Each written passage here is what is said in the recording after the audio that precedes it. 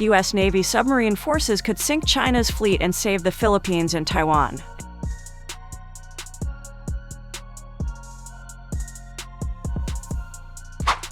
If and when China attacks Taiwan, the U.S. Navy's submarines could be the first defenders to take shots at the Chinese invasion fleet. How many Chinese ships the American attack boats can sink, and how quickly, could make all the difference in the apocalyptic ultra-mega war, to borrow a phrase from Ian Easton, an analyst with the Virginia-based Project 2049 Institute.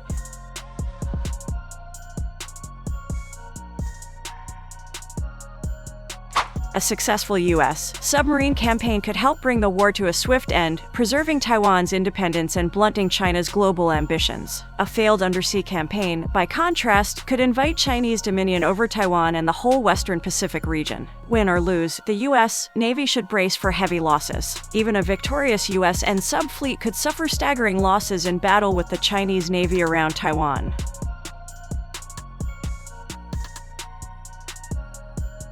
That's one sobering result of a series of war games organized by the Center for Strategic and International Studies in Washington, D.C. In most of the 24 iterations of the game, submarines were able to enter the Chinese defensive zone and wreak havoc with the Chinese fleet, analysts Mark Kanchian, Matthew Kanchian, and Eric Hedgenbotham concluded. But even in the scenarios that were optimistic for Taiwanese and Allied victory, the U.S. Undersea Force, which today numbers 53 nuclear-powered attack and cruise missile submarines, lost up to a quarter of its boats and thousands of sailors.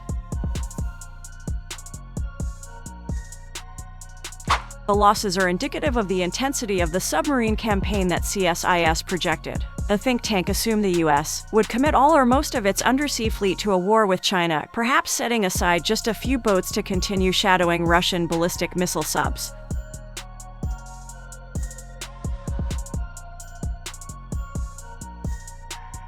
The 40 or 50 submarines would organize in squadrons of 4 boats apiece and deploy to U.S. bases in Guam, at Wake Island, and in Yokosuka, Japan. One squadron should be on station in the narrow Taiwan Strait when the first Chinese rockets fall and the invasion fleet sets sail. In CSIS's war games, those 4 boats sank Chinese ship after Chinese ship until their torpedoes and missiles ran out or Chinese forces hunted them down. The other 9 or 10 U.S. sub-squadrons meanwhile synchronized into what the Kanchians and Hedgenbotham described as an undersea conveyor belt. They hunted, moved back to port, reloaded, then moved forward again and hunted, the analysts explained. Each submarine would sink 2 large amphibious vessels over the course of a 3.5-day turn, the Kanchians and Hedgenbotham wrote. In 2 weeks of intensive fighting, the submarines sank as many as 64 Chinese ships, including many of the PLA Navy's biggest amphibious ships and surface combatants, and potentially some of the plan's aircraft carriers, as well. The Chinese ships that succeeded in avoiding American submarines weren't safe, of course. The same CSIS war games found that U.S. Air Force bombers firing stealthy cruise missiles posed an even greater danger to Chinese ships than did U.S. Navy subs. In the scenario where the Taiwanese and their allies won most decisively, the Chinese amphibious and transport fleet lost 90% of its ships and was unable to supply the few Chinese battalions the fleet had managed to land on Taiwan.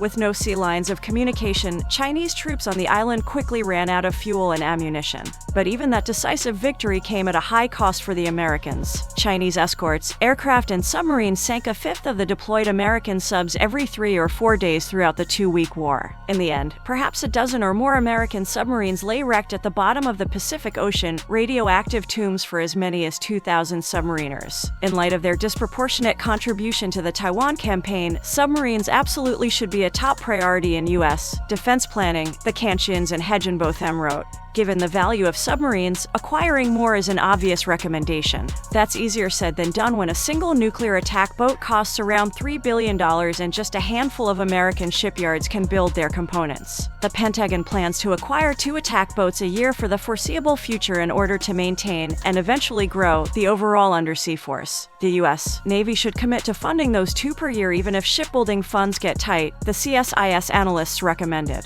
The Navy also could speed up the sub-fleet's expansion by keeping older boats in service longer. If the think tank's war games are predictive, the U.S. fleet will need every submarine it can muster in order to defeat a Chinese invasion of Taiwan.